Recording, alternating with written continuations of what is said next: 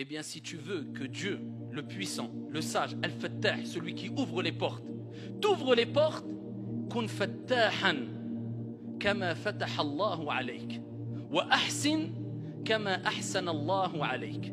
Sois une personne qui ouvre les portes aux gens, aux autres.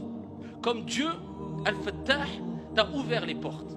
Et comme Dieu nous le rappelle, wa ahsin, agis avec bienfaisance, avec bonté, kama ahsana Allahu alayk.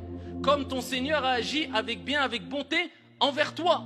Donc si toi tu veux que Dieu t'ouvre les portes Al-Fattah, eh bien toi, sois une personne qui ouvre les portes aux gens et surtout qui ouvre les bonnes portes. En bref, comme le prophète alayhi salam l'a rappelé dans le hadith rapporté par Ibn Majah, bisanadin Hassan, selon Anas ibn Malik radiyallahu anhu arda, sois une clé du bien. Qala alayhi salatu wassalam, il y a parmi les gens mafatiha lil khayr, maghaliqa lil shar. Il y a parmi les gens des clés du bien, Allah. Le prophète les a appelées des clés. Tu peux être une clé, mais est-ce que tu es une clé du bien ou du mal? Il y a des gens, ce sont des clés du bien, verrous du mal. Ils ferment les portes du mal.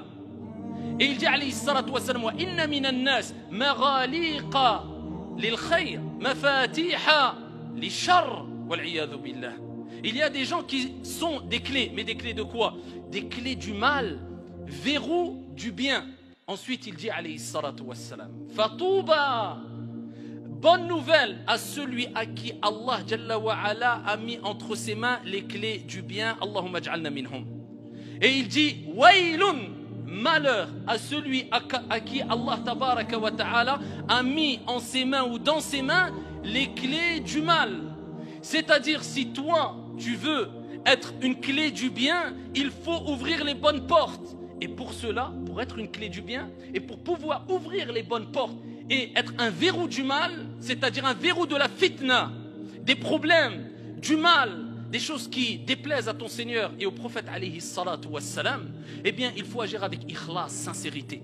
Il faut agir avec basira wa ilm, clairvoyance et science et expérience. Sinon tu vas penser que c'est la bonne porte, tu vas ouvrir la mauvaise porte et tu vas faire plus de dégâts qu'autre chose. Donc tu dois déjà toi réviser ton intention premièrement. Deuxièmement, acquérir de la science bénéfique qui te permettra de distinguer entre le bien et le mal, loin de toute émotivité ou passion. Parmi les choses aussi, c'est que toi-même tu te sois réformé en appliquant le bien que tu veux propager. Car si toi déjà tu n'es pas une personne bonne, comment veux-tu inciter les gens à être des personnes bonnes, tout simplement? Alors que ici il t'est demandé de te réformer toi d'abord. C'est-à-dire tu mets en application le bien, la science que tu as acquis. Eh bien à ce moment-là, ya Abdallah, et seulement à ce moment-là, quand tout cela se reflètera à travers un comportement exemplaire, eh bien tu pourras espérer être une clé du bien qui ouvrira les portes, mais les bonnes portes. Et t'ouvrira les portes pour toi et pour les gens de ton entourage. Et où que tu sois, tu seras bénéfique pour les gens. On pourra dire de toi, celui-là était une clé.